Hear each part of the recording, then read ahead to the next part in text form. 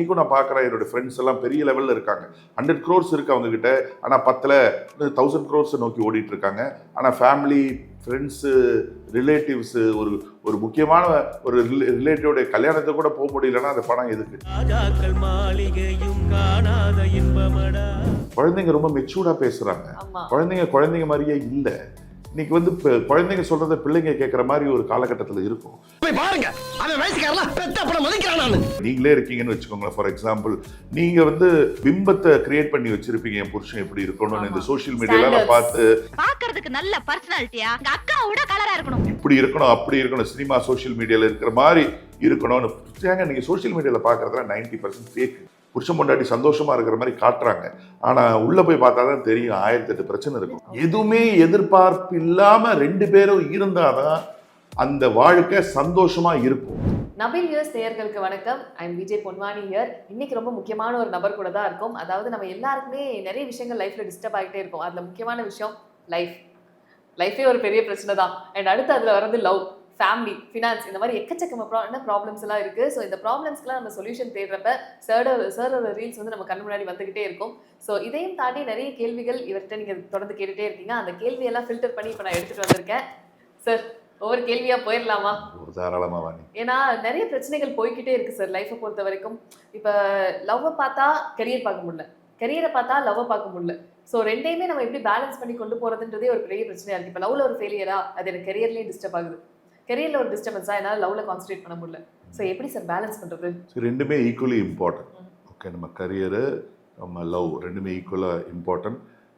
ரெண்டையுமே ஈக்குவலாக பேலன்ஸ் பண்ண வேண்டியது ரொம்ப முக்கியமான ஒரு விஷயம். நிறைய பேர் பண்ணுற மிகப்பெரிய தப்பு என்னென்னா, இன்க்ளூடிங் மீ, ஆரம்ப கட்டத்திலாம் பார்த்தீங்கன்னா பணம்னு ஓடி என் குடும்பத்தெல்லாம் நிறைய மிஸ் பண்ணிட்டேன். இன்ஃபேக்ட் என் குழந்தைங்கள்லாம் நைட்டு தூங்கும்போது தான் நான் வீட்டுக்கு வருவேன். காலையில் குழந்தைங்க எழுந்திருக்க முன்னாடி வீட்டை விட்டு கிளம்பிடுவேன். ஸோ இந்த குவாலிட்டி டைம்ன்றது என்னால் அந்த ஏஜில் என்னுடைய ஒய்ஃப்க்கும் என் பிள்ளைகளுக்கும் கொடுக்க முடியாமல் போயிடுச்சு. ஏன்னா எனக்கு ஒரு கிராண்ட் சன் இருக்கான் தெரியுமா? இப்போ அந்த இஸ் கியூட் பாய்.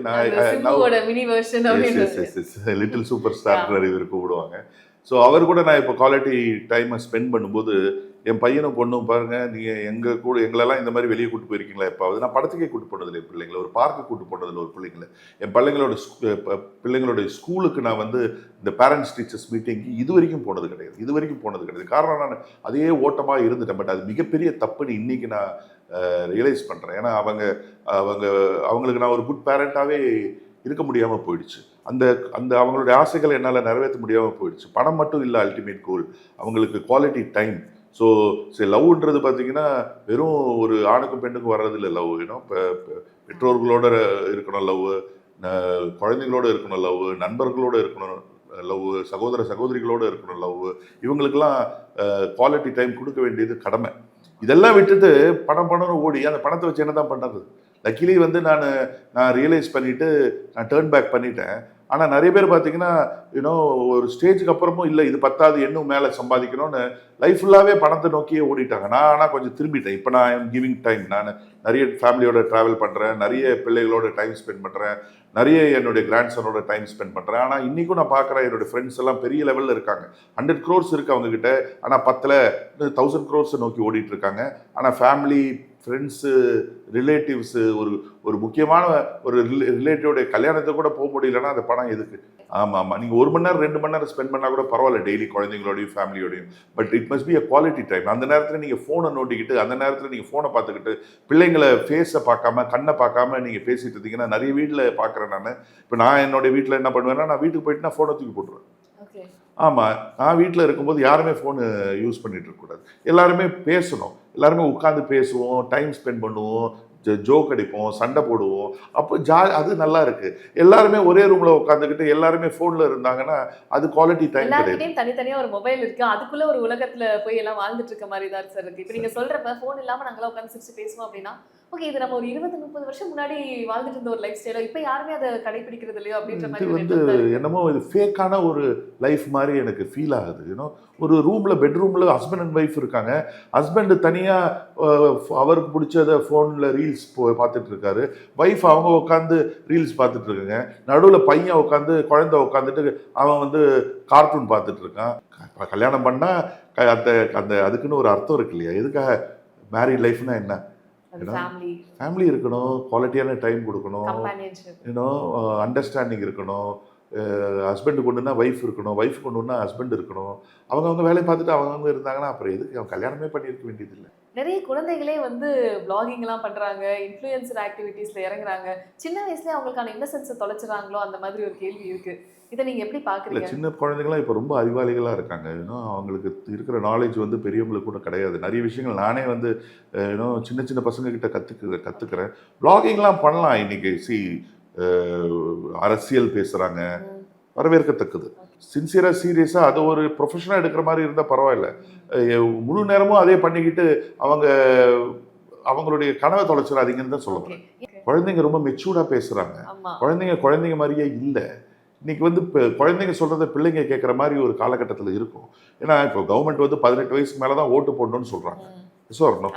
ஆனா இன்னைக்கு குழந்தைங்க பார்த்தீங்கன்னா அவங்க வந்து ஆமாம் எமோஷனல் பிளாக்மெயில் பண்ணி மற்றவங்களை அப்பாவையும் அம்மாவையும் வந்து அங்கிள் மூஞ்சிய சோகமாக வச்சுக்கிட்டு அழுகுற மாதிரி அங்கிள் நீங்கள் இவருக்கு போடுங்க அவருக்கு போடுங்கன்னு பிளாக்மெயில் பண்ணி போட வைக்கிறாங்க. ஒரு காலத்தில் பார்த்தீங்கன்னா அதாவது புருஷன் பொண்டாட்டிக்கு தான் சண்டை வரும். இப்போ வந்து இப்போ அப்பாக்கும் பிள்ளைக்கும் தான் சண்டை வருது. பிள்ளைங்க வந்து கோவப்படுறாங்க, ரொம்ப சொல்கிறத கேட்டே ஆகணும்னு பேரண்ட்ஸ் கிட்ட அடம் பிடிக்கிறாங்க, அதை சாதிக்கவும் செய்கிறாங்க.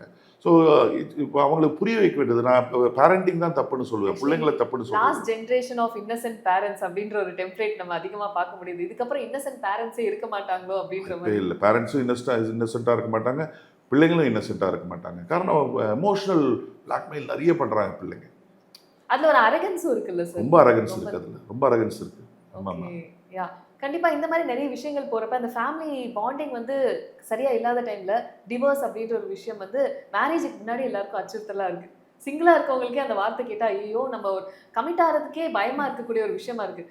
எதனால சார் இது அதிகமாக நடக்குதுன்னு நினைக்கிறேன்? இல்லை, எதனால் நடக்குதுன்னு சொல்கிறதுக்கு முன்னாடி இப்போது ஒருத்தர் கல்யாணம் பண்ணிடுறாங்க, ஒரு 6 மாதம் 1 வருஷம் ஆகுது, அவங்க 2 பேருக்கும் செட்டே ஆக மாட்டேங்குது, எப்போவுமே சண்டை தான் நடக்குதுன்னா என்ன கேட்டால் டைவர்ஸ் பண்ணிட்டு போயிடுறது மிகச்சிறந்தது.